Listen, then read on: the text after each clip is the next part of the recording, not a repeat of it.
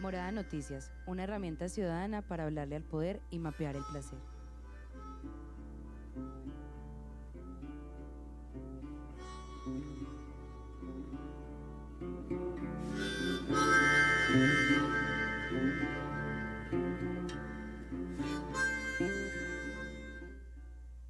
Hola, hola, bienvenidos de nuevo a Morada Noticias, este es su noticiero, la herramienta ciudadana para preguntarle a los poderosos. Todos los martes a partir del 6 de agosto comenzamos con un bello ejercicio de darle un zoom a las campañas y candidaturas a la alcaldía de Medellín y otros cubrimientos electorales. El día de hoy nos acompaña la candidata a la alcaldía Beatriz Rabe por Alianza Verde y también una de sus alianzas en la Asamblea Departamental, la aspirante Rocío Pineda, ambas por Alianza Verde. Hoy van a conversar un poco con nosotros de esta contienda electoral, mientras que hablamos de otros temas coyunturales de ciudad que estarán en las voces de nuestros realizadores habituales, York Varela en la reportería, Dani Arbeláez en la magia de la consola. Hoy está por acá María Camila Ramírez acompañándonos desde el periódico Contexto de la Universidad Pontificia Bolivariana, y por Editores de Ciudad nos envían algunas preguntas y también otras las pone detrás de cámara Valen Palacio, que está por acá también viendo esta transmisión. Bienvenidos, buenas tardes a todos. Buenas tardes a todos los que se conectan a esta hora 1290 AM, La Voz de las Estrellas, a nuestra página web www.morada.co/radio y a nuestro Facebook Live en la fanpage de Morada Colectivo. Recuerden que estamos ahí muy pendientes de nuestro número de WhatsApp 350-666-8436. Nos pueden enviar ahí preguntas que le quieran hacer a estas dos mujeres que tenemos hoy acá en cabina, y también nos pueden mandar clasificados que quieran promocionar por las ondas sonoras de Morada Estéreo. Muy buenas tardes para todos y todas. Regresamos a este noticiero tan pirata de esta ciudad. Yo no me junto tanto con Laura y con Daniela, entonces no soy tan pirata, pero le recordamos que pueden más estar... reggaetonero. Sí, yo soy más reggaetonero. Mentira, no, Daniela también. Recordamos nuestras redes sociales para Solo para apoyarte, Yorkie, en tu carrera musical. Así es, gracias, Dani. Seré famoso algún día y lo apreciaré mucho. Recordamos nuestras redes sociales, @moradamed en Twitter, Instagram, moradamed. Les recordamos también que pueden interactuar con nosotros y preguntarle a nuestra invitada el día de hoy. Las noticias las dejamos ya un poco de lado, pero hoy también tenemos mucho de qué hablar.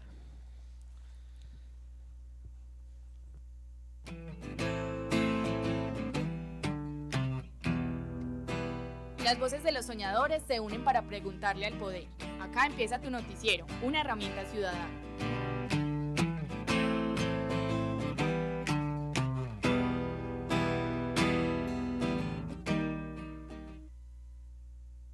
Antes de comenzar con esta conversada sobre el programa de gobierno y las apuestas que tiene Beatriz Rabe en su camino a la alcaldía de Medellín, les daremos como siempre nuestra reflexión acerca de la situación de seguridad y homicidios en la ciudad. Además de eso, también tenemos nuestra propia campaña de contraguerrilla, porque Morada Noticias tiene su propio candidato a la alcaldía, que lo pondremos ahí a discutir un poquito en este debate saludable con Beatriz Rabe, nuestro candidato punquero Chamán Mori. Bienvenidos a Morada Noticias.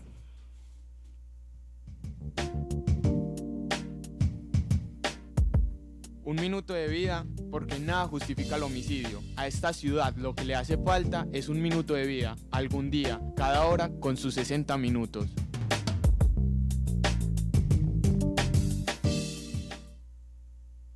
El día de ayer en la ciudad de Medellín fue asesinado un hombre no identificado de 50 años aproximadamente en el barrio Colón, comuna 10 de la ciudad, y Juan Gabriel Rubiano Ángel, un hombre de 32 años en el barrio Altavista, sector central del corregimiento de Altavista de la ciudad de Medellín.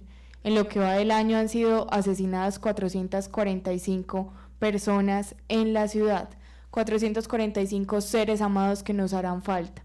Por eso queremos dedicar un minuto de vida, porque nada justifica el homicidio.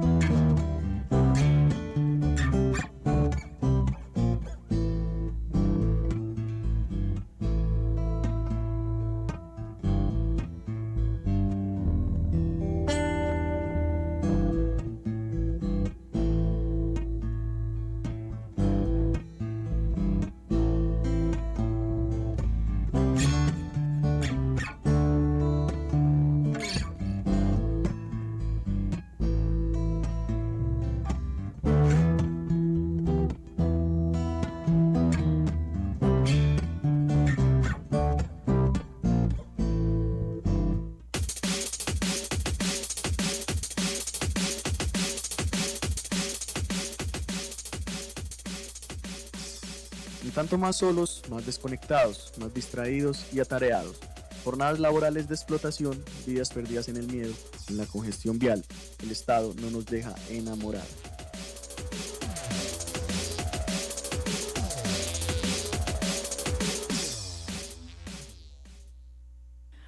Desde los confines de la redacción del periódico Contexto llega para presentar a Beatriz Rabe María Camila Ramírez. Laura, muy buenas tardes.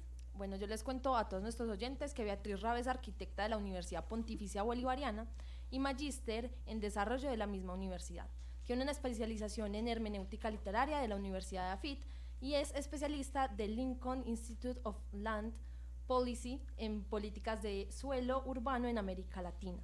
Entre 2009 y 2011 se desempeñó como subdirectora de planificación integral del área metropolitana del Valle de Aburrá y entre 2012 y 2015 fue gerente general de la empresa de vivienda de Antioquia, Viva. También ha sido consultora, investigadora y docente. Es la candidata a la alcaldía por los partidos Compromiso Ciudadano y Alianza Verde. Bueno, y como no sabíamos que venía acompañada de Rocío, pues entonces sí le damos el chance a ella en su propia voz de darnos un pequeño prontuario de su perfil y sus apuestas también. Muy buenas tardes, es un gusto estar con ustedes acá, tampoco lo tenía previsto, pero es un placer, les felicito, tienen una sede maravillosa. Muy brevemente, yo tengo muchos años, es muy difícil hacer una síntesis, pero grosso modo puedo decirles que soy una mujer líder, feminista, llevo, no sé, la mayor parte de mi vida, más de 30 años en esta ciudad y en este país, luchando por los derechos de las mujeres, de las niñas, porque haya una democratización de la democracia en el sentido de brindarle en todos los espacios de la vida familiar, social y política iguales oportunidades a las mujeres. He trabajado en el sector privado, también en el sector social y mis últimos años de vida laboral los dediqué a la vida pública. Fui secretaria de las mujeres en el gobierno de Alonso Salazar y fui secretaria de las mujeres en el gobierno de Sergio Fajardo en la gobernación de Antioquia y también fui directora de Derechos Humanos y Derecho Internacional Humanitario de la gobernación entre el 2001 y el 2007. He participado en la fundación de la Ruta Pacífica de las Mujeres, una organización nacional que todavía existe, en Iniciativa de Mujeres Colombianas por la Paz, también una iniciativa por la paz que todavía existe. Estuve en la creación de la Red Nacional de Mujeres, otra plataforma que todavía existe, y en la Mesa de Trabajo Mujer de Medellín, que es también un colectivo muy importante en la ciudad. De modo que, digamos, esa es grosso modo mi trayectoria y la que demuestra y aspiro a ser diputada en la Asamblea de Antioquia para continuar la tarea mucho más dirigida a los territorios de este departamento más alejados de los centros urbanos. Bueno, y ahora sí, sin más preámbulo, hola Beatriz, ¿cómo estás? Hola Laura y todos, ¿cómo han estado? Muchas gracias por haber aceptado nuestra invitación desde Morada Noticias.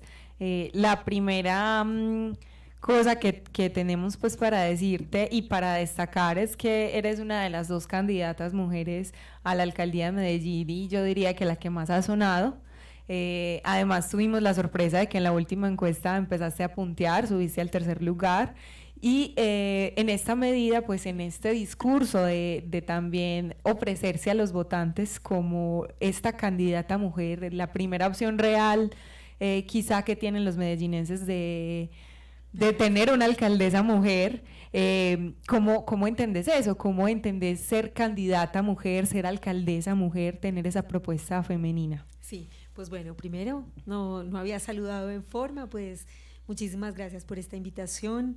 La relación que hemos tenido con ustedes en estos meses, en esta candidatura, ha sido muy bonita, pues con ustedes y con el colectivo, con los colectivos que ocupan esta casa nos hemos encontrado en un par de oportunidades y en un par de entrevistas y a mí me satisface mucho, como decía ahora Rocío, saber que existen organizaciones de esta naturaleza, o sea, casas que tienen la oportunidad de albergar este tipo de colectivos y de iniciativas, y además me parece que, como tú lo dijiste ahora, es un modelo, debería extenderse pues por lo menos a todo el territorio metropolitano, porque yo creo que Medellín, eso es lo primero que hay que entender, que hay que pensar que esto es mucho más que este territorio que está sentado en el valle, y tenemos que pensar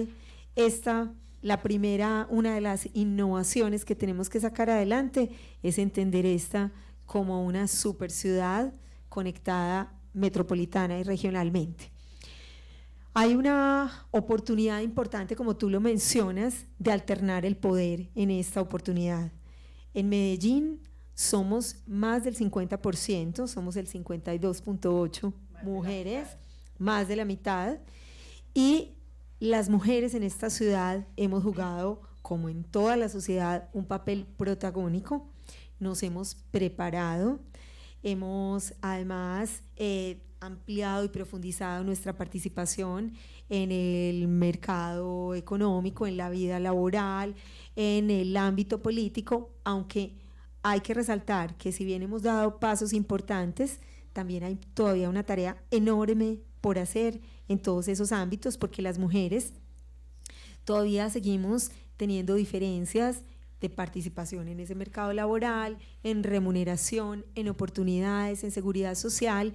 Entonces, el hecho de que haya hoy 2 mujeres, que haya una mujer con opción real de ganar la alcaldía en este momento, significa tener la oportunidad no solamente de alternar el poder, sino de participar liderando los lugares donde se toman las decisiones que tendrían que poner en primer lugar los intereses de las mujeres, pero también de toda la sociedad, de las familias, de los hogares.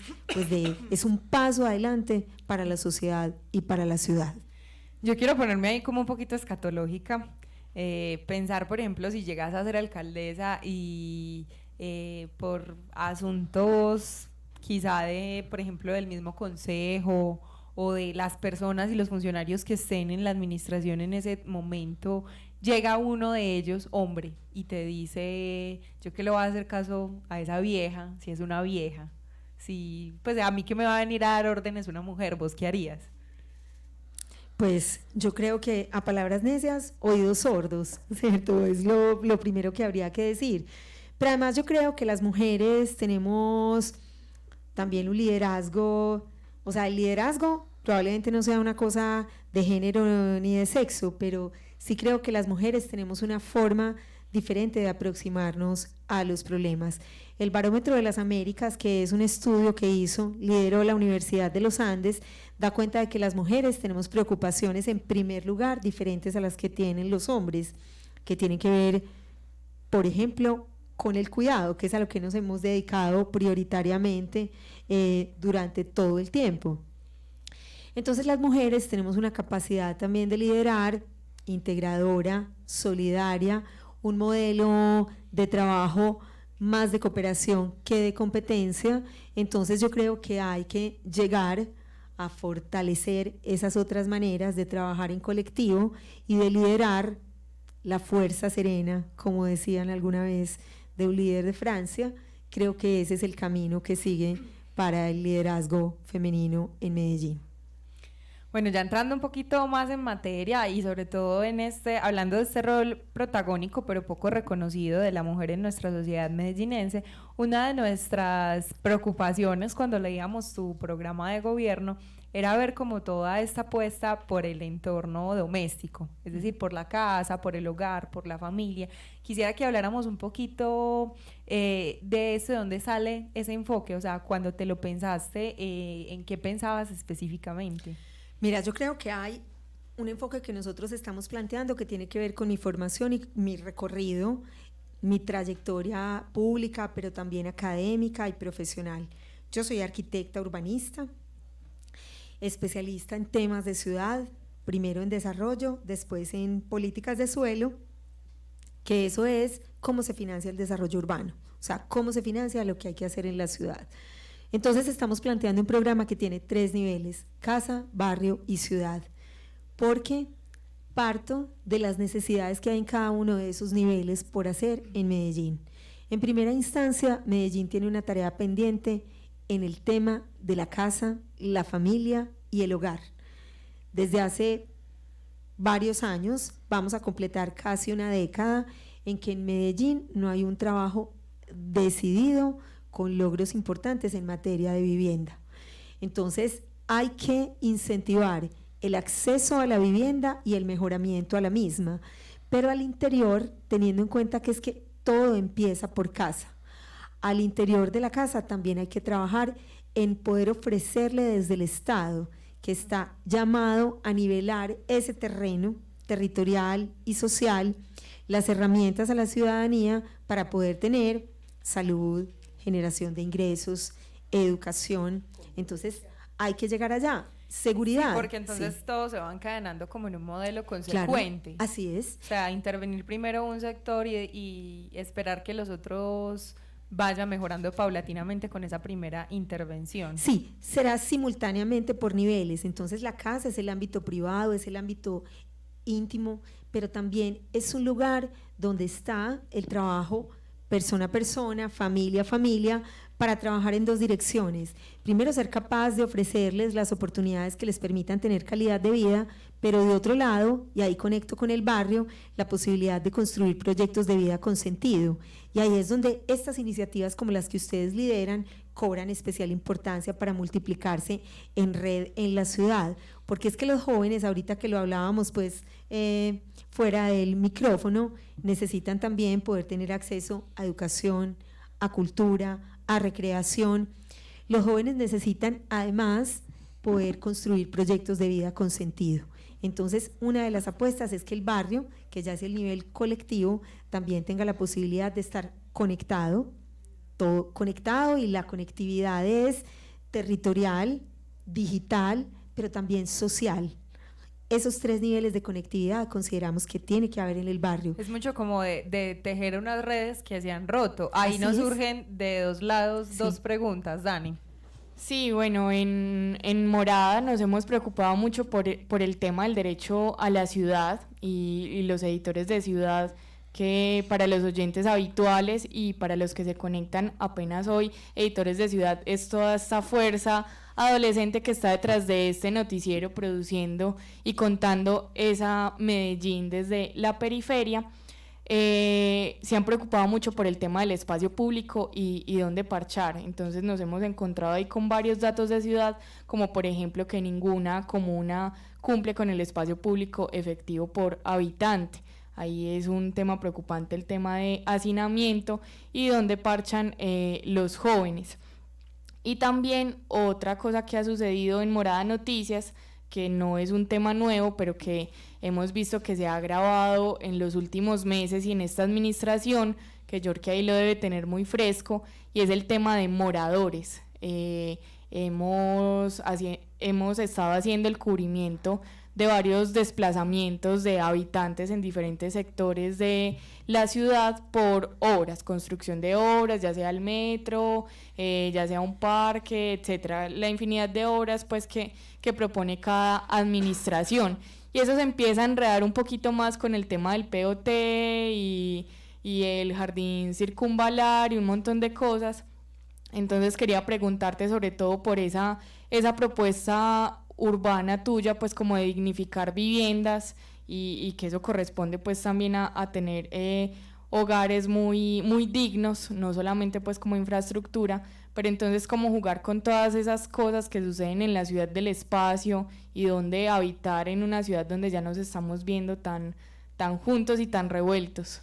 Y además ahí hay una cosa muy interesante, y es que, por ejemplo, cuando estuvimos investigando las quebradas de Medellín, hicimos aquí en este noticiero una investigación sobre la situación de las quebradas, nos dimos cuenta, por ejemplo, en quebradas como la Quintana, que tiene un montón de moradores alrededor y muchos llevan durante muchísimos años con su vida construida allí, son casas grandes, es difícil decirles como muévete para una vivienda de interés social o de interés prioritario que tiene 32 metros cuadrados. Entonces, en ese sentido, ¿cómo decirles que bueno, esta pregunta que ya hizo Dani, la reubicación, las condiciones de los moradores, la vivienda digna? Sí, bueno, son varias preguntas y Al varios mismo temas los que tiempo. ustedes están planteando, pero también a mí me permite explicar mejor por qué es tan importante plantear 3 escalas de intervención para todos los componentes, porque tienen que ser simultáneos, tampoco es lineal la intervención en casa, en barrio, casa, barrio, ciudad, supone intervenir de manera simultánea e integral varios componentes del desarrollo. Entonces íbamos, como decían hace un instante Daniela, y es que la intervención en el primer nivel, que es la casa, ¿cierto? La morada, como ustedes pues bien se han denominado, la morada material, pero también el hogar, también esas herramientas, luego el barrio, y en el barrio el tema del espacio público es clave. Nosotros estamos proponiendo que sea una ciudad visible 24 horas, 7 días a la semana, y eso supone que haya acompañamiento institucional y presencia territorial en un tiempo mucho mayor, entendiendo que la ciudad es una plataforma donde interactúan distintos sistemas, y nosotros lo que vamos a hacer es extender el uso de esa plataforma. Para poder extender el uso de la ciudad y el espacio público hay que hacer, además de las grandes obras que Medellín las tiene ya muy trazadas, es que hay que adecuar y consolidar y hacer mejoramiento integral de barrios, y el mejoramiento integral de barrios y todos los soportes para la morada, para la vivienda y para el hogar son en los que nosotros vamos a trabajar de manera prioritaria.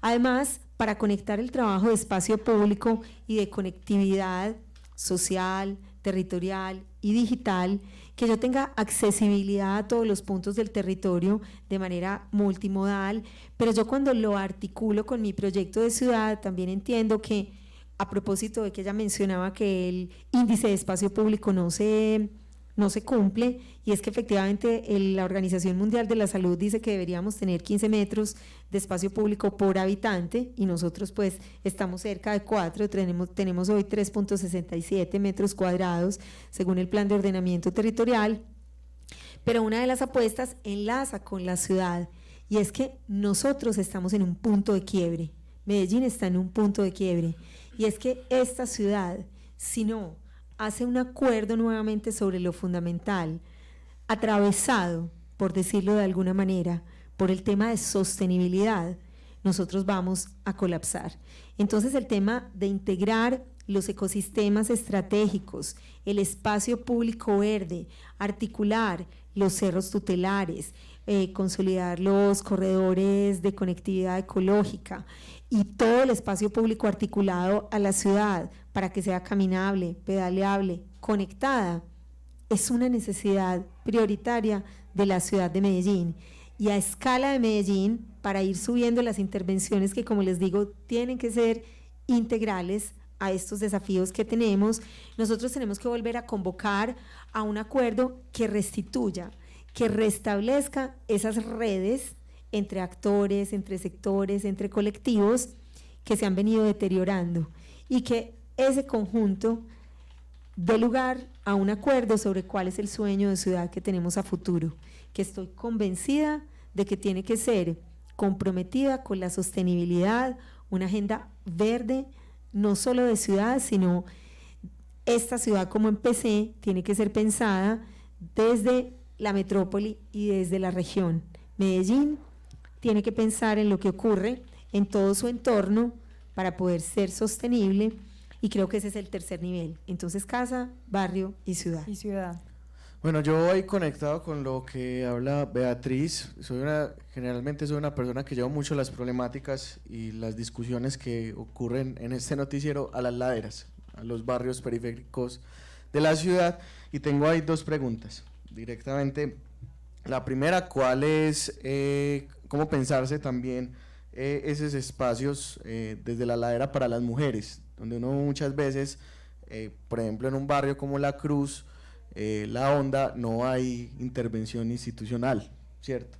Y más pues obviamente unas problemáticas sociales que subsisten ahí en todo momento. ¿Cómo uno también se piensa o qué se está pensando de parte de Beatriz esa llegada a esos lugares? O sea, ¿cómo llega o piensa intervenir Beatriz a esos lugares? Y lo otro, la veeduría sobre los espacios públicos en los barrios periféricos y, por ejemplo, la construcción de casas, que muchas veces es un tema de mucho desorden, porque obviamente pues, las personas tiran 2, 3, 4 pisos, incluso sin... Echan plancha. Sí, sin los soportes ni nada, y no se le tiene una debilidad muy fuerte a eso. Incluso yo he llegado, pues yo soy de un barrio popular y me ha tocado ver muchas peleas entre vecinos, y ahí tampoco veo institucionalidad, ¿cierto? ¿Cómo uno se piensa eso? Sí. Bueno, voy a hacer como varias consideraciones porque también lo tengo que amarrar con lo que me quedó pendiente de las anteriores, de las quebradas y de la política de protección a moradores. Y es que más que pensar en, siempre nos preguntan, ¿y cuáles más vías va a ser? ¿Y cuál transporte más va a ser? Como digo, esta es una ciudad que tiene un acumulado de planeación que sigue siendo referente, no solo para nosotros, para el país, sino para Latinoamérica. En este momento se adelantan también procesos de estudio y de priorización de lo que sigue para Medellín, y yo creo que hay una ruta muy importante trazada a considerar. Pero yo pienso que nosotros tenemos que tener un concepto diferente, y es de conectividad y accesibilidad. Entender que lo importante es que la gente en todos los puntos de la ciudad tenga la posibilidad de llegar de forma multimodal, o sea, que yo pueda integrar incluso las bicicletas, las escaleras eléctricas, que me parece que han sido una solución muy importante para las laderas de la ciudad, y que a través de ellas yo pueda llegar a todos los puntos de Medellín. Porque las mujeres, que además hemos sido las constructoras de buena parte, no solamente de los hogares, sino de las casas, en todo el territorio de esta ciudad, pues necesitamos esa posibilidad de llegar seguras a cualquier territorio, ¿cierto? Y devolvernos y poder acceder a los servicios de salud, a cualquier servicio. Entonces, yo he participado de gobiernos que han tenido el siguiente criterio, en donde más precarias son las condiciones de calidad de vida, es donde hay que llegar con mayor inversión. Y la inversión y el Estado tiene que estar en esos lugares donde hay precariedad, donde hay relaciones rotas, donde no hay accesibilidad, donde no hay conectividad. Entonces yo creo que ese tiene que volver a ser el criterio, y es empezar de la periferia al centro, ¿cierto? A construir, a llevar el Estado, a llevar la inversión y a llevar la institucionalidad. ¿Para qué? Para trabajar desde vivienda, barrio y ciudad, a conectarnos territorialmente. Uno de los milagros que ha logrado el sistema integrado de transporte de Medellín es cruzarnos, ¿cierto? Permitir que las redes se hagan efectivas, que la gente que vive en las laderas, en toda la periferia de la ciudad que está en ladera, pueda conectarse a cuando ellos dicen, voy a bajar a Medellín, ¿cierto? Y que esta sea realmente una sola ciudad. Y de hecho ahí esas, cuando yo leía tu programa de gobierno, eran precisamente mis preguntas, porque entonces propones esta conexión de los corregimientos con la ciudad, y yo ahí veo como dos grandes inconvenientes que nos lo dice, por ejemplo, las historias que llegan hasta este noticiero, y es primero en el asunto de vivienda, entonces cómo intervenir ISBIMED, que es como el dolor de cabeza que en este momento tienen los alcaldes y los candidatos. Y lo segundo es cómo recuperar, y ahí conectando un poquito y saliéndome del tema con el tema de seguridad, cómo recuperar esa geoestrategia, porque cómo de pronto poner más esa institucionalidad y digamos ese brazo de la policía que concebimos ya más como una molestia o como alguien que no hace nada o alguien que no está en los territorios, cómo volverlos a insertar a toda esa tal vez ladera, tal vez periferia que no siente protección por parte de la policía y tampoco siente que el territorio esté cubierto por la institucionalidad. Sí. Entonces, primero, pues ahí como para dar los dos temas grandes, ISBIMED y la policía. Mira, yo he sido una líder de vivienda porque además ha sido el tema que más me ha apasionado en la vida, desde la academia, desde el sector público que he tenido la oportunidad de trabajar en temas de vivienda. Es que ahí es donde está también el quid del asunto. Construir vivienda es un asunto complejo, tan necesario como complejo, porque para uno construir una vivienda o para mejorarla en la zona rural o en la zona urbana, tiene que hacer que converjan recursos que provienen del ahorro de las personas en caso de que lo tengan, del subsidio al que tienen derecho también los ciudadanos, normalmente por una vez en la vida. A veces existe la posibilidad de que reciban subsidio o aportes del Estado a través de entidades como el ISBIMED o como el de Viva, donde yo tuve pues como la fortuna de trabajar, y entonces esos subsidios se pueden generar, se pueden recibir o para tener el título formal de la vivienda o para tener derecho a un mejoramiento o para tener derecho a una vivienda nueva. Entonces tienen ahorros, subsidio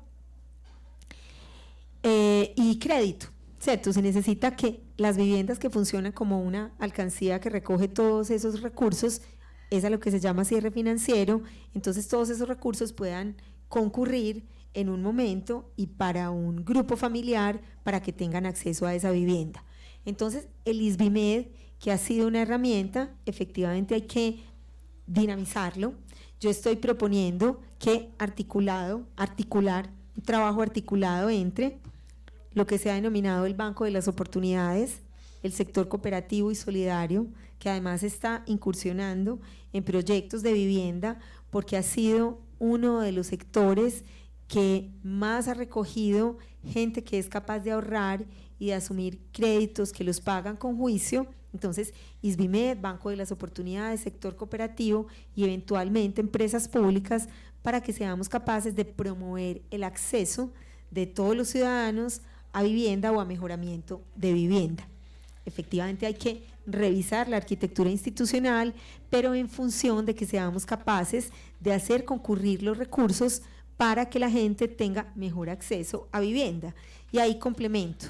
Cuando nosotros hemos trabajado en vivienda, hemos entendido que un asunto es la solución física, pero otra cosa es preparar también a la familia, primero, para que tenga hábitos saludables. Hay gente que se pasa de vivir sobre el lecho de un río, ahorita que estábamos hablando de las quebradas, en zonas de alto riesgo, a vivir a una solución de vivienda rural o urbana, donde tienen que aprender a vivir de una manera distinta.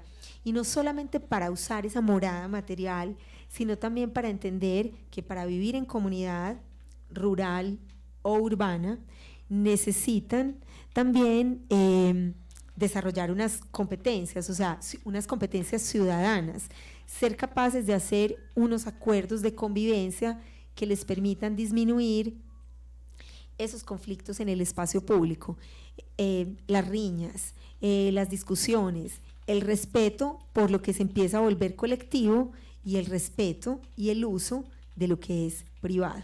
Entonces, esos programas, pues yo ya los he acompañado. Tuve también la fortuna de gerenciar el programa de viviendas gratuitas, de gerenciar programas de regalías en vivienda y programas de vivienda rural, y siempre hacíamos un acompañamiento, siempre hacíamos un trabajo previo para identificar cuáles eran las expectativas, los imaginarios de las comunidades para poder vivir o para poder diseñar sus viviendas, luego un proceso para que ellos, pues digamos, aprendieran ya a vivir ahí, a ocupar el espacio privado y colectivo, y luego un seguimiento para ver cómo mejoraban después del desarrollo de competencias ciudadanas y de trámite del conflicto y de liderazgo para poder construir, conformar unos consejos de administración de los conjuntos de viviendas que nosotros llegamos a construir y hacer un seguimiento para ver qué ocurría, no solamente con el uso y estabilización de esas moradas materiales, sino de esa nueva comunidad que se va conformando, porque yo creo que además de viviendas, ese trabajo en el barrio, la idea es construir comunidades sostenibles. Bueno, las invitamos en este momento a hacer una pausa en la conversación y escuchar lo que dice nuestro candidato oficialista de Morada Noticias, Chaman Mori. Se acerca la elección de alcalde. Elijamos a alguien que reduzca la violencia sin atajos y sin cuentos. Una política de seguridad hecha por administradores, servidores y cuidadores, controla y tramita equivocados. protege a aterrorizados y consuela a descorazonados. Nada justifica el homicidio.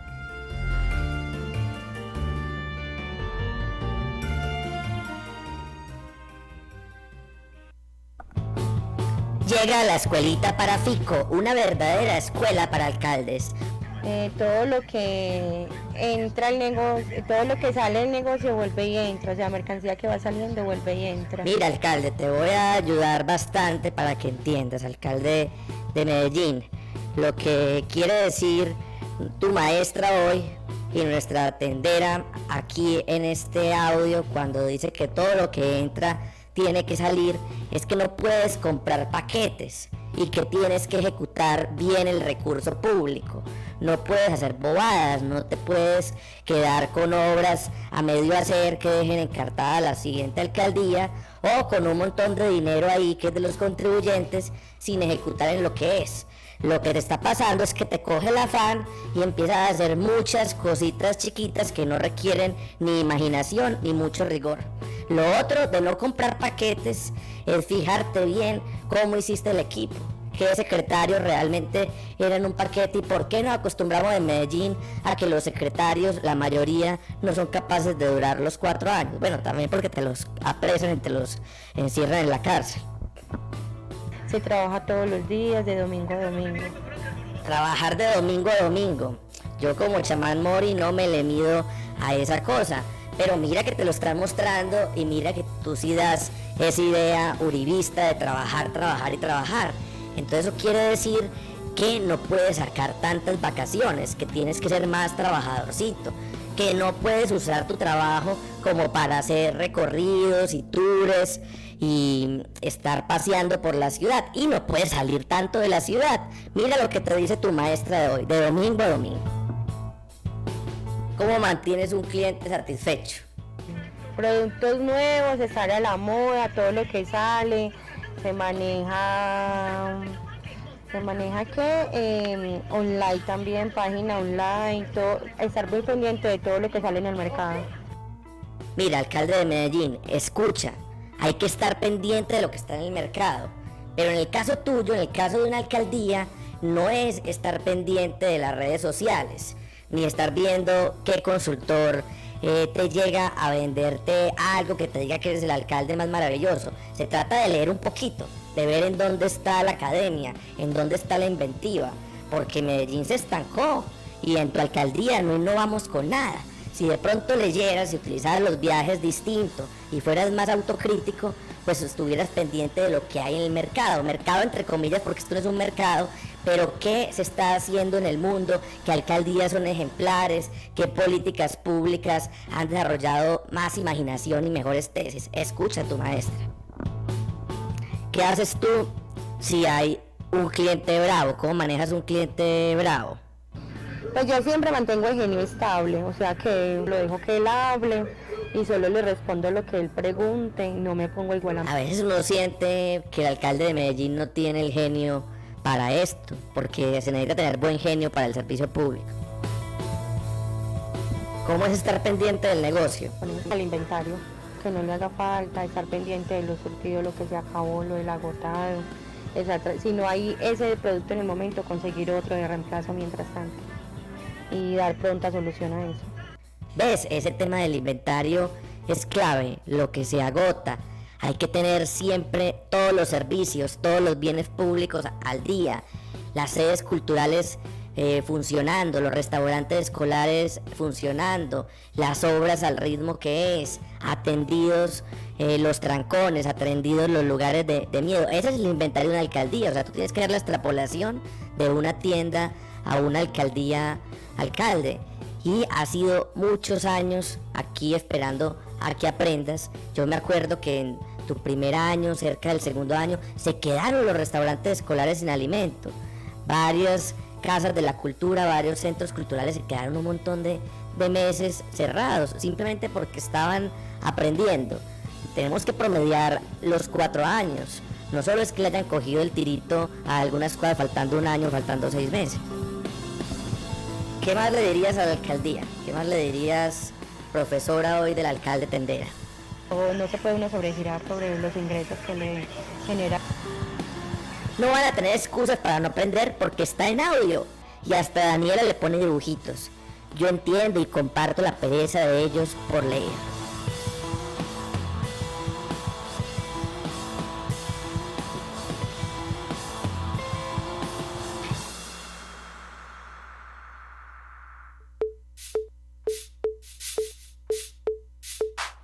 Las campañas políticas ya están en debate público.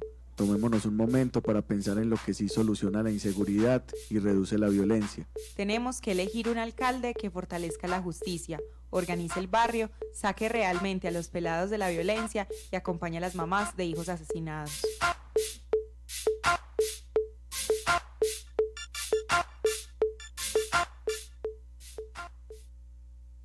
Ahí estábamos escuchando la escuelita de Fico, esta entrega que nos hace Esta Chamán teoría Mori. es que cualquiera puede administrar mejor que Federico Gutiérrez. Y hablando de eso, como para conectar un poquito lo que les parece estas palabras de Chamán Mori, Beatriz, ¿con qué crees que de pronto esta administración te deja encartada? ¿Qué definitivamente desecharías, no continuarías y que si rescatas que haya hecho bien? No, mira, hay dos cosas que... Espérame que está censurada. Ya. Bueno, yo creo que hay cosas que rescatar de todas las administraciones que ha tenido esta ciudad. La administración reciente creo que hizo un trabajo importante en torno a los corredores ecológicos. Creo que eso hay que seguirlo fortaleciendo, hay que seguir trabajando, y la agenda verde y sostenible de esta próxima alcaldía va a ser un tema prioritario, articular todo el espacio público al espacio público verde, todos los ecosistemas estratégicos, articularlos a través de la continuidad, la consolidación de esos corredores ecológicos va a ser una prioridad que nosotros vamos a tener. Y además, porque el trabajo tiene además que ampliarse al cuidado de los cuerpos de agua que los mencionaban ahorita en una de las preguntas, a pensar que la sostenibilidad no tiene límites jurisdiccionales, sino que tenemos que pensar también en ese trabajo a escala metropolitana y regional. Así que esa es una que tarea. definitivamente no continuarías, o ¿qué crees que hay cosas que definitivamente Yo no creo se que la hizo bien?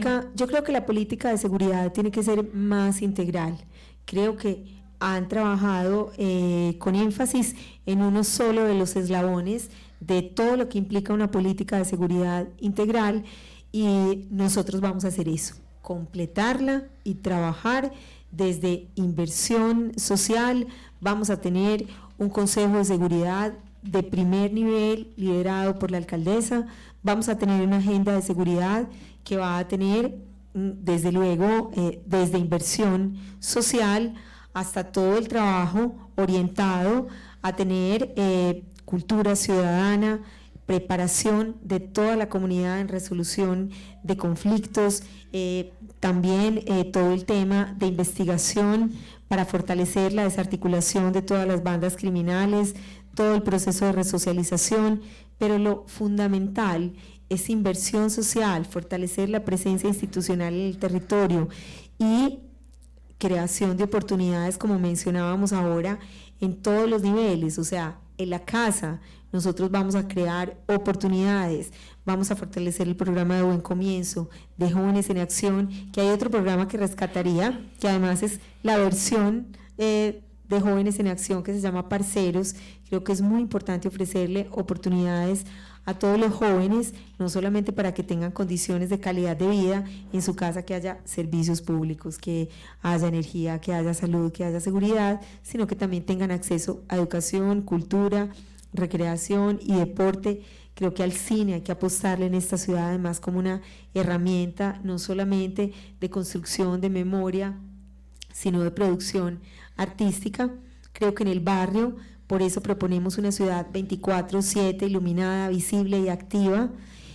Vamos Y a proponer... ese sí, pues ahí se me abrieron los ojos como platitos cuando lo vi, porque una de los inconvenientes que hay en tener una ciudad 24/7 es precisamente el tema de la seguridad. Entonces, en esta ciudad que vos te pensás 24/7, ahí tengo dos preguntas. La primera, pues, hablando un poquito más de cómo gestionar la seguridad, por decir algo, después de las 2 de la mañana. Y lo otro, que de hecho es de Valen, que participó también en la preparación de esta entrevista, es, por ejemplo, el tema del transporte público. Si ya sabemos que hay ciertas personas que pertenecen al gremio de los conductores que ya se dobletean, que los salarios pues no son los mejores, ¿cómo garantizar, por ejemplo, este recargo nocturno que necesitarían los conductores? Lo que pasa es que eso es paulatino, pero eso es lo que vamos a trabajar de la mano de todos los actores. Por eso les digo que también una de las tareas urgentes, a propósito que ustedes mencionaban, que se han roto algunas relaciones entre actores, entre sectores, entre comunidad, es que en realidad tenemos que volver a sentarnos todos a pensar cuál es la ciudad que nos estamos soñando a futuro, porque nosotros no podemos seguir como vamos, estamos en un punto de quiebre donde si seguimos, o sea, los sistemas, el transporte, la seguridad, la contaminación, vamos a colapsar. Entonces necesitamos juntarnos, soñar hacia futuro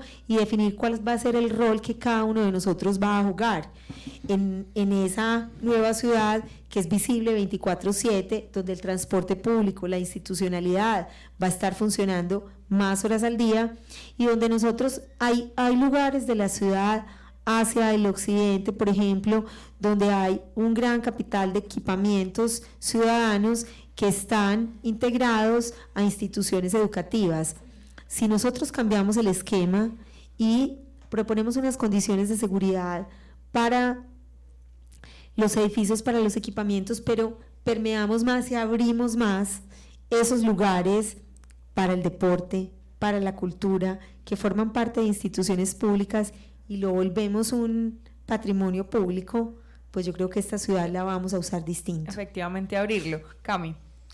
Bueno, yo quiero saber más sobre el papel de la policía, porque pues en la política de seguridad es muy importante también para integrar a los barrios, a llevar la institucionalidad hasta allá, especialmente los barrios periféricos. ¿Cuál sería ese papel de la policía?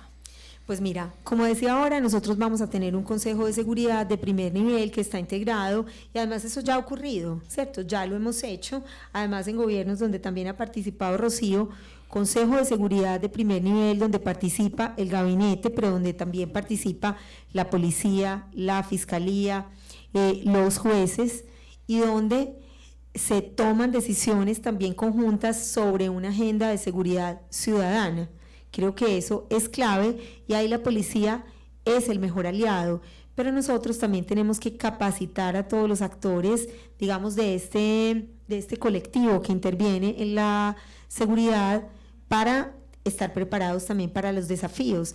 El tema de las mujeres, que también sé que lo vamos a tocar a continuación, es que tenemos que fortalecer esta ciudad también para las mujeres, ciudades más iluminadas, ciudades conectadas, donde el espacio público es caminable, donde tenemos accesibilidad, como le decía York ahorita, a todos los rincones a través de diferentes modos de transporte. Es que desde las bicicletas hasta las escaleras eléctricas tendrían que formar parte del sistema integrado de transporte, porque es que a esas laderas también tiene que haber otra manera de llegar, pero también de salir.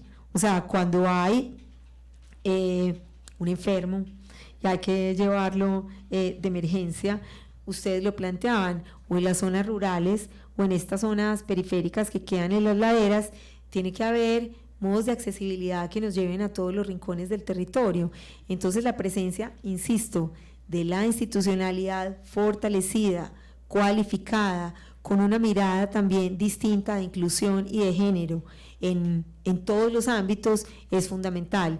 Pero eso es algo que se construye colectivamente, que se construye en red y que se construye cuando todos tengamos claros cuál es la ciudad que nosotros, a la ciudad que le estamos apostando y cada uno sepa cuál es el papel también que tiene que jugar y se fortalezca esa presencia institucional en todo el territorio. Bueno, aquí un pequeño paréntesis para empezar a hablar un poquito más de convivencia y de paz, aprovechando aquí a Rocío. Hemos estado también haciéndole seguimiento a la noticia del reciente escándalo del Contralor de Antioquia y de lo que supuso todo este entramado vergonzoso que en parte es gracias a que este fue el candidato oficial casi que propuso la asamblea actual, que lo pusieron ahí y que ahora está enredado en todos estos escándalos de sobornos, también de cirugías, un montón de cosas que hemos contado en este noticiero.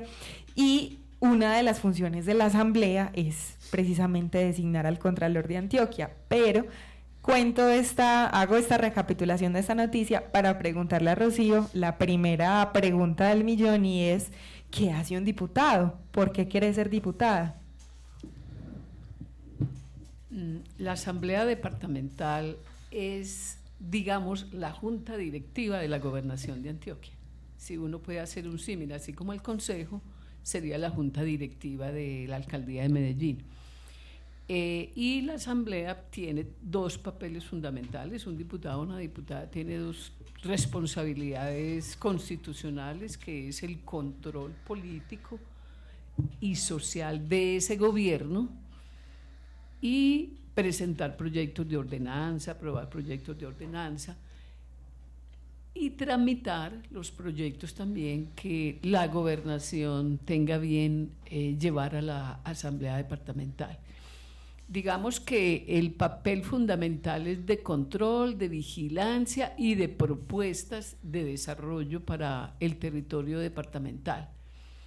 Cuando tú mencionas lo que pasó con el Contralor actual, de verdad que da vergüenza, da rabia y da impotencia, pero ¿cómo así que un país, una sociedad, un departamento, un gobernador y 26 diputados eligen una persona de estas calidades? Yo no creo que la gente de un día para otro se torne ladrón, porque esos son ladrones, pillos públicos. Yo no creo, yo creo que tiene que revisarse con lupa las trayectorias de las personas que se van a elegir, y esa es una obligación de cada uno y cada una de las personas que van a ser electas.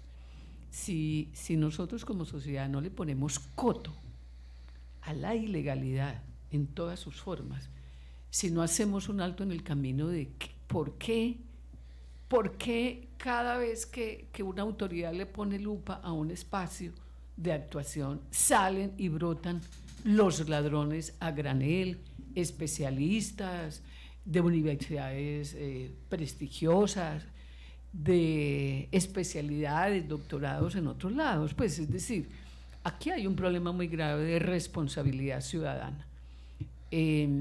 Yo le decía a unas personas en un municipio en estos días que estábamos hablando precisamente del tema de la corrupción: esos hombres y esas mujeres corruptos, ¿de dónde salen? De los hogares que componen este territorio o este país. No vienen de otro planeta, salen de ahí. ¿Qué pasa con esos padres, con esas madres, con esos amigos, con esas amigas?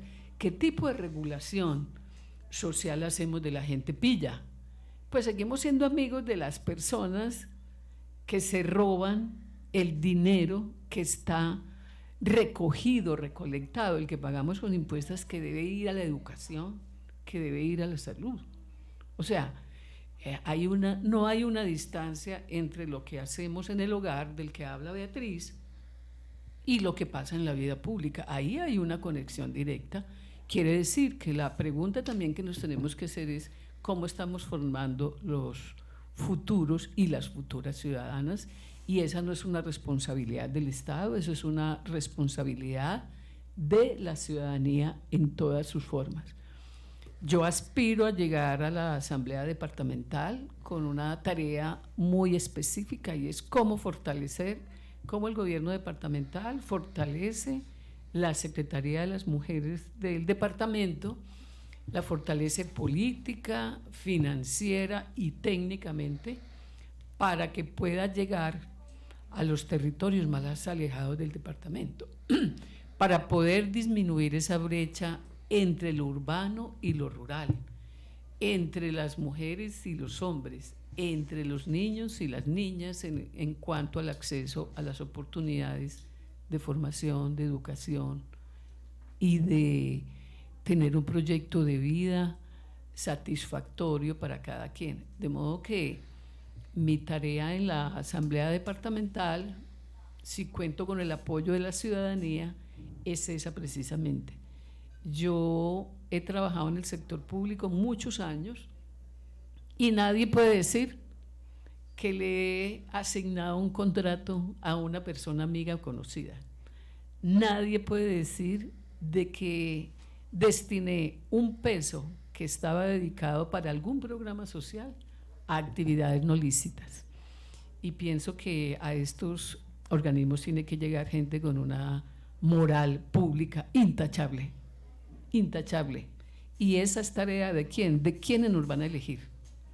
No que porque es amigo, que es hijo de fulano, no es así como se elige la gente. ¿Cuál es su trayectoria? ¿Cuál es la trayectoria de un líder social? También te das cuenta cómo es su trayectoria, porque infortunadamente hay liderazgos sociales también non santos. Entonces, esa es la tarea ética y de moral pública que también tenemos que trabajar quienes tenemos esas responsabilidades. Aquí hacemos un alto para despedirnos de nuestros oyentes de la M, porque ya se nos terminó pues nuestra hora de emisión, gracias a los que se conectaron a través de La Voz de las Estrellas, pero siempre los invitamos a 15 minuticos más de conversadita, porque cuando hacemos radio entre amigos se nos va el tiempo, a través de nuestros canales virtuales, morada.co y la fanpage de Morada Colectivo.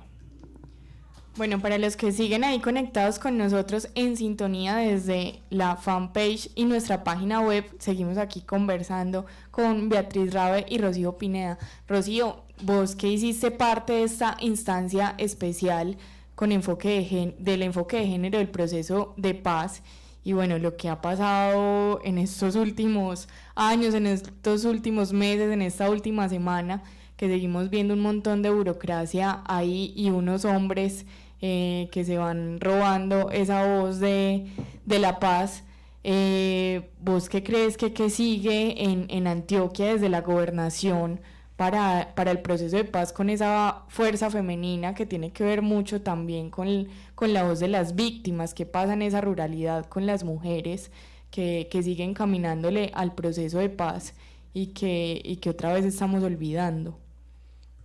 Mira, quien vaya a dirigir la gobernación de Antioquia, la persona que vaya a ser electa, tiene que tener claro, primero, que va a gobernar en un contexto de post-conflicto, así se haya rearmado una parte de quienes firmaron el pacto.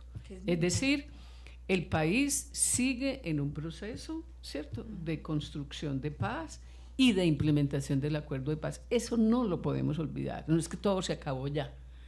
Tenemos que mantener la claridad de que estamos actuando en un proceso de implementación del acuerdo de paz que tiene herramientas legales, jurídicas, económicas y de todo tipo. Y los gobernadores, infortunadamente aquí ni tenemos todavía candidata a la gobernación de Antioquia. Yo le decía a Beatriz que en este país, en esta ciudad que tiene 344 años de existencia como tal, solamente ha habido una mujer alcaldesa que fue nombrada cuando eran nombrados por los presidentes. Y no ha sido capaz esta sociedad de elegir una mujer para alcaldesa, sabiendo los múltiples mujeres que han sido tan valiosas en el desarrollo de esta ciudad y que siguen siendo y que siguen formándose miles. Entonces, los alcaldes, las alcaldías y las gobernaciones tienen unas responsabilidades políticas y económicas en la implementación del acuerdo de paz, y tendrán que tener en sus planes de desarrollo cómo van a continuar. Por ejemplo, la gobernación de Antioquia tiene que darle cabida a los programas de desarrollo con enfoque territorial formulados por las comunidades, entre ellos con un alto porcentaje de mujeres en el departamento. Aquí participaron 55.000 mujeres en la formulación de esos planes de desarrollo con enfoque territorial. Ahí hay miles de iniciativas formuladas por las comunidades y por las mujeres en particular. En este momento el gobierno nacional las está, clasificando, y esa es una obligación que tiene el gobierno departamental por cumplir en los territorios más afectados por la violencia, que para Antioquia están priorizados por el Plan Marco de Implementación del Acuerdo de Paz, están priorizados los municipios del Urabá, está priorizado el Bajo Cauca, el Nordeste y algunos municipios del norte antioqueño. O sea, hay una cantidad de municipios donde esos planes de desarrollo con enfoque territorial tienen que cumplirse como parte del acuerdo de paz. La otra tarea fundamental es cómo fortalecer el proceso de reincorporación de la población que firmó y se mantiene, que es la mayoría, comprometida con el acuerdo de paz.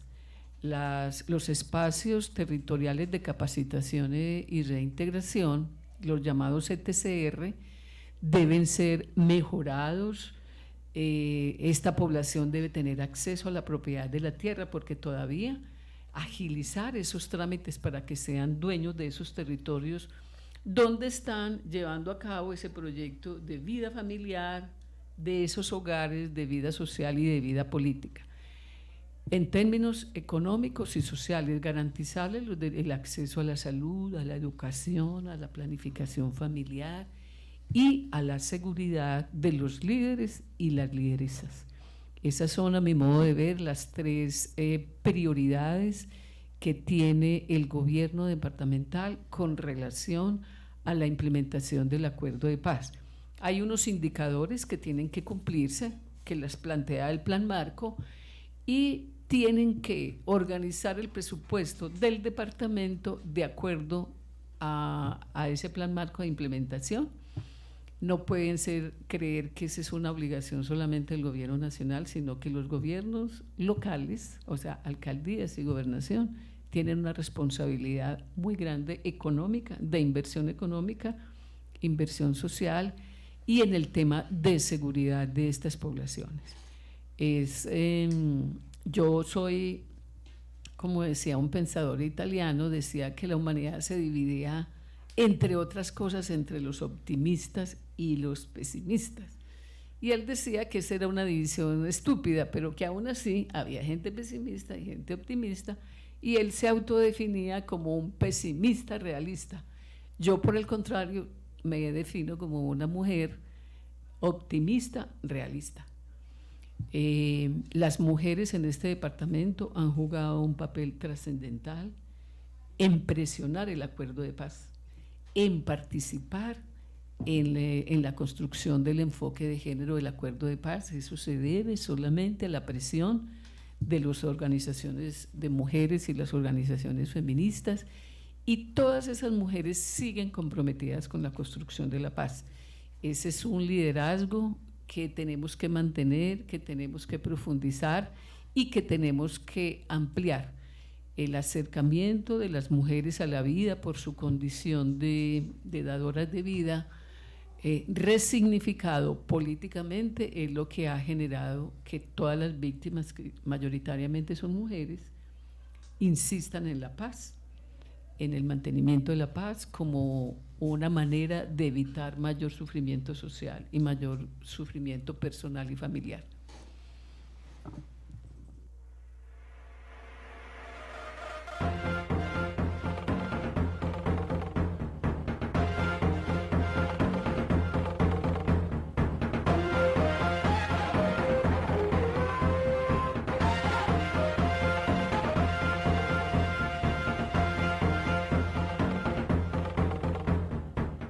Fatality. Bueno, la dinámica de esta... bueno, ya quieren por aquí las candidatas montar una emisora propia. Les recomendamos la experiencia. Yo llevo muchos años, Sí. yo fui Vamos a montar una comentarista radial como 4 años. Y bueno, toda la vida. Cuando me vinculé cuando hice el primer programa de radio hace muchísimos años, fue con ocasión. Nosotras habíamos creado una fundación que se llamó Salud Mujeres en 1986. Y allí llegó una maestra con la chica que estaba en 11º y la habían violado. Se había vinculado en vacaciones a trabajar en una feria que había en Medellín en esa época. La chica no regresó y al otro día pues la localizaron y esa chica estaba violada. Para nosotros en Salud Mujer era la primera vez que no llegaba a ese caso. Y la señora dijo que llegó porque buscó en las páginas quién me puede atender, en fin, y encontró Salud Mujer y dijo, aquí puede ser el lugar.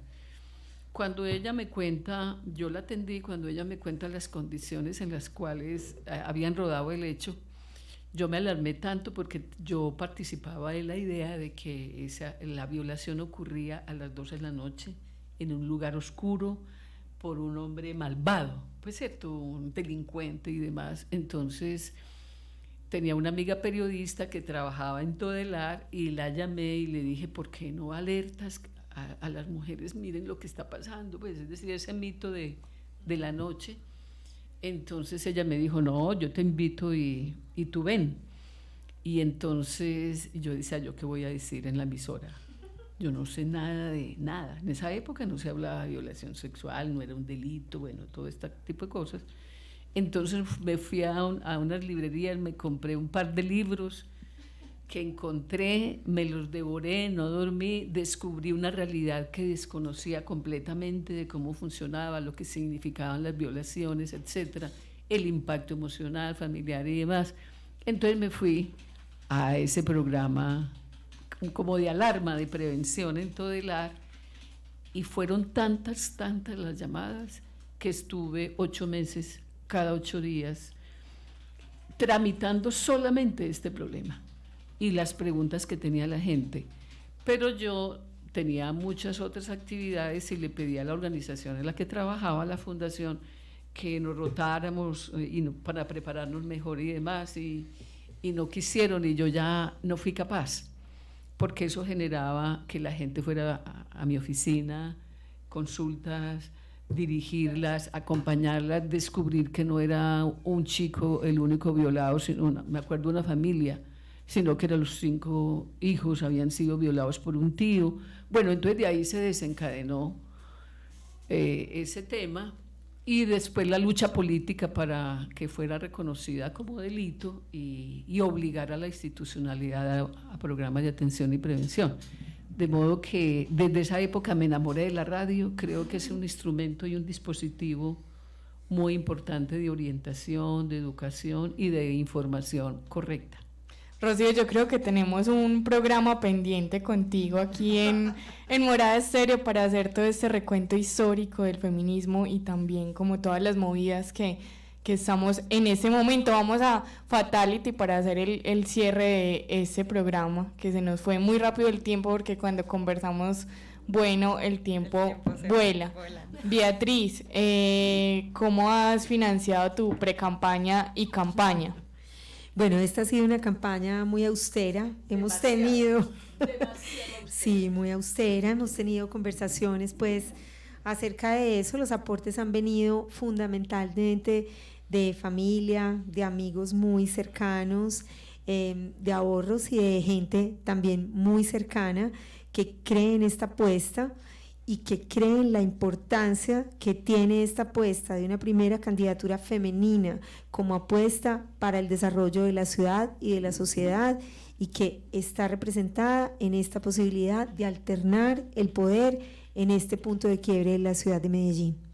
Yo quisiera decir algo que sé que Beatriz no lo va a decir, y es la campaña más austera que he conocido en mi vida, y he tenido gente muy cercana que ha sido candidata, la más austera. Es decir, la diferencia entre lo que se gastan muchos de los candidatos a la alcaldía de Medellín y la Beatriz es abismal.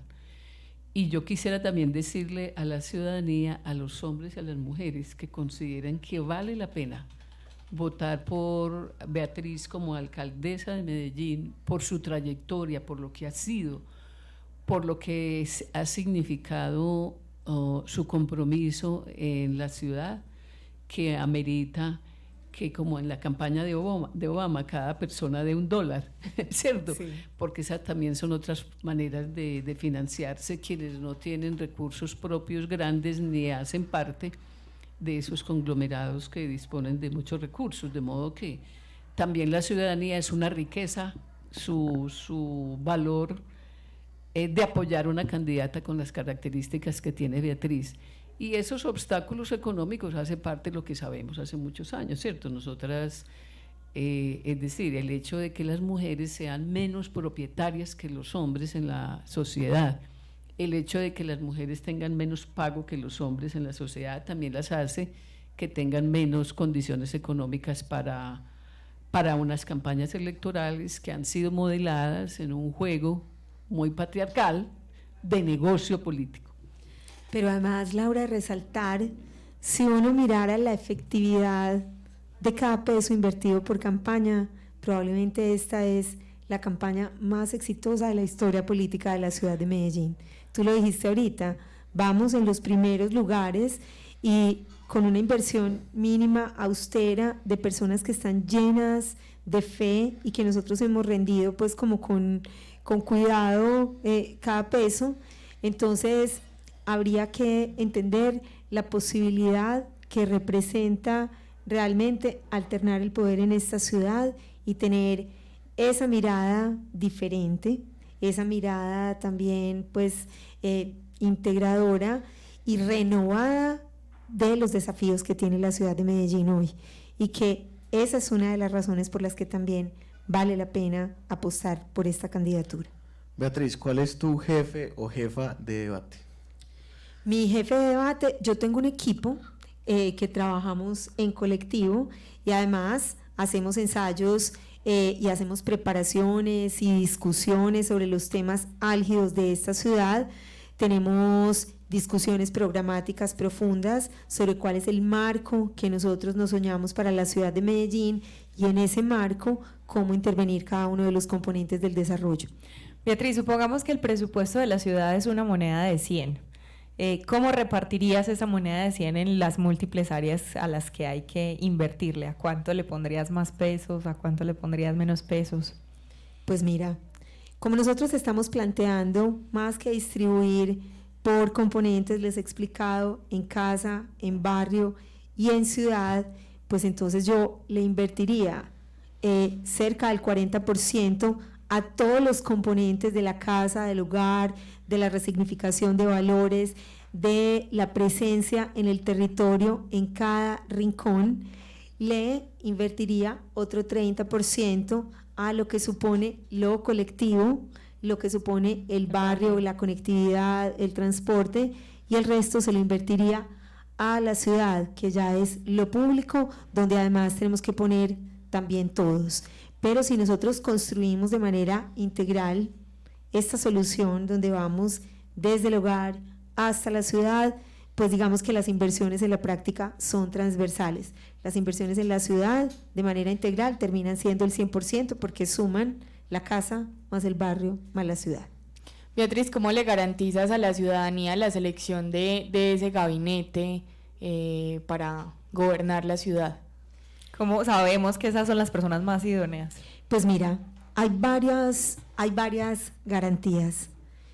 Primero, yo he formado parte de muchos gobiernos que han sabido invitar a gente que tiene trayectoria, que tiene formación y que tiene experiencia y que tiene ética, de lo cual, digamos, han dado pues también resultados todos los procesos. Nosotros hemos rendido cuentas, yo pues siempre he rendido cuentas también sobre mi, no solamente pues sobre lo que tengo en cada lugar público que he estado. Yo he sido una mujer que he tenido pues siempre vocación de servicio, he pasado 25 años de mi vida en la academia y de esos 25 años de la academia he pasado pues cerca de 10 en el sector público. En ese camino he conocido personas que han tenido unas ejecutorias impecables y yo invitaría a la gente que más experiencia tiene, que más trayectoria, pero también acompañada de gente. Yo contaba en estos días en alguna entrevista que he tenido también la oportunidad de conocer en el recorrido por la ciudad y por el territorio, pues personas extraordinarias como ustedes que también se han formado en el territorio y de experiencias con la ciudad, de emprendimientos sociales y los han convertido pues en patrimonio del territorio. Entonces, la experiencia académica, la experiencia profesional y la trayectoria, digamos que de ahí provendrán también pues las mejores personas a integrar los equipos, idoneidad, experiencia y también vocación, además de ética, que es irrenunciable. Beatriz, ¿y cómo vas a garantizar la transparencia en tu administración? Pues nosotros vamos a tener todos los mecanismos de rendición de cuentas y de acompañamiento, además de la rendición de cuentas de todas las entidades de control, que también habrá que garantizar por parte de la ciudadanía, como decía ahora Rocío, que elijan a las personas idóneas, pues cuando eso corresponde, pues también nosotros vamos a tener un gobierno participativo y transparente que rinde cuentas permanentemente a la ciudadanía. ¿Cuál será el antídoto para la propia vanidad de Beatriz? Si llegas a ser alcaldesa, ¿cuál es ese antídoto? Pues hay un poema de Rudyard Kipling que se los voy a recomendar, se llama Sí, y es un poema que le escribió Rudyard Kipling a su hijo, y es un manifiesto, y yo lo leo tantas veces como puedo. Pues si me lo permiten, mientras preparan la siguiente pregunta, yo lo busco y se los leo, y todos los días no solamente lo leo, sino que lo introyecto a algunas de las partes de ese poema, porque creo que es un manifiesto que le permite a uno estar parado en la ilusión que tiene de servir, pero también en las restricciones que tiene, justamente la humildad que tiene que tener para servir. Y les voy a contar una historia también que a mí me cambió la vida y que se la he contado pues a un par de personas. Yo tengo un hijo que siempre menciono y él pues me reclama porque lo esté mencionando, pero pues es el amor de mi vida. Tiene 22 años y cuando él era niño pues yo me gané una beca para estudiar políticas de suelo en América Latina. En el periodo preparatorio, cuando yo me iba a ir, a él lo nombraron capitán del salón. Entonces yo estaba con mis compañeras de la oficina y nos invitaron a tomar el algo de despedida. Entonces yo pues madre orgullosa, estábamos ahí y mi compañera le preguntó, ¿y qué significa ser el capitán del salón? Entonces él empezó, pues mira, es que está el tesorero, que es el que recoge y guarda la plata, está el utilero, que es el que consigue los disfraces, y fue contando uno a uno. Entonces cuando ya iba a contar el papel del capitán, pues yo saqué pecho y yo dije, pues va a decir que es el que los manda a todos, ese es mi hijo. Y él dijo, y está el capitán, que es el que le ayuda a todos. Y yo ese día entendí que liderar tiene que servir para servir. Y esa es probablemente la fórmula frente a la vanidad, frente a la arrogancia, y es, digamos, también una cuestión que te mantiene los pies en la tierra, abiertas las alas, te permite tener raíces y alas, pensar que el poder tiene que servir para servir.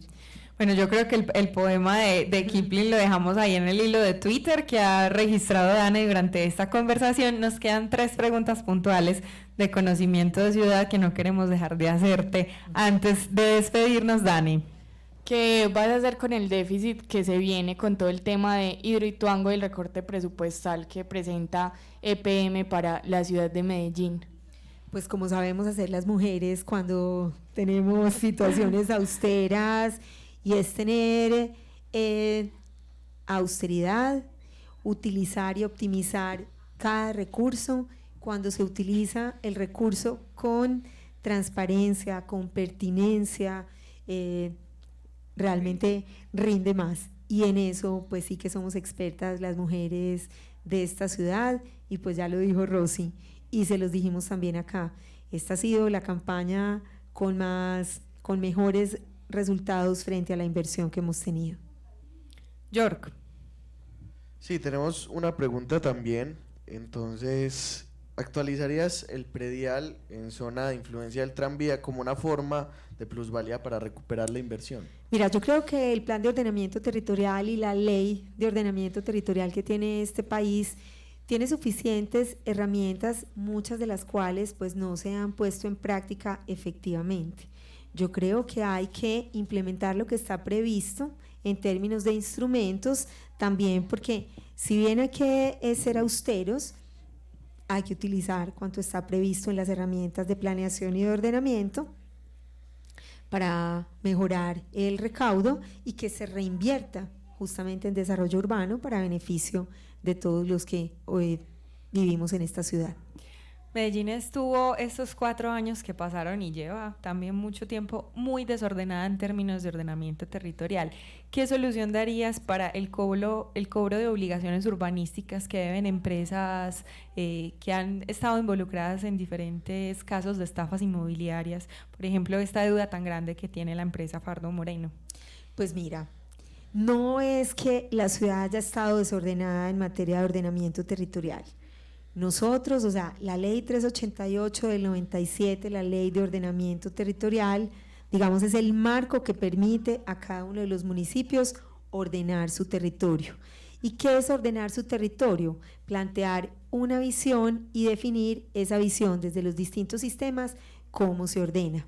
Nosotros tuvimos un nuevo plan de ordenamiento territorial en 2014 y esos planes, además que plantean la visión, valga la redundancia, a futuro, se supone que mínimo a 3 periodos administrativos que son 12 años, pero es una visión a largo plazo, se va ajustando también de acuerdo pues con las dinámicas territoriales y sociales.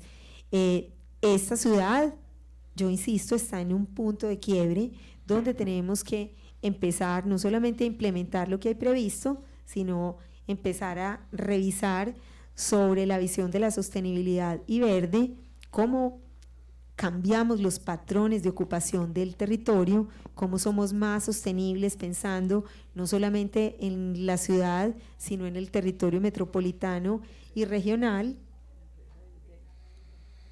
Y nosotros pues tenemos que mejorar el recaudo, no podemos renunciar a que tiene que haber todas las sanciones a las que haya lugar en cada uno de los casos que la gente incumpla. En todos los casos hay que, esto no es pues como zanahoria y garrote, pero sí es sueño y responsabilidad. Todos tenemos deberes y derechos y hay que utilizar todas las herramientas que tengamos para hacer cumplir la ley a quienes tienen que hacerlo. Muchas gracias a Beatriz Rabe por haber también extendido el tiempo de su agenda. Siempre conversamos durante 1 hora y 20 minutos. Gracias a los oyentes que estuvieron ahí con nosotros conectados hasta el final de este noticiero. Por supuesto, como le empecé a contar a Beatriz ahorita, esto es un banquillo, también sacaremos nuestras piezas de opinión sobre lo que pensamos de este programa de gobierno y las conversaciones que hemos tenido con la candidata, así como lo estamos haciendo en este ejercicio electoral de todos los martes, con estas personas que se nos ponen a la orden para ser nuestro próximo gran empleado público, el próximo alcalde de Medellín, y gracias también a Rocío por haber unirse a esta conversación, darnos un poquito del panorama departamental. Gracias a York Varela y Dani Arbeláez por ayudarme con la realización de este noticiero, a Valen por aportar las preguntas desde Editores de Ciudad y a María Camila del periódico Contexto. Muchas gracias. Muchísimas gracias por esta invitación y bueno, siempre atentos a volver acá. Esta también es nuestra morada.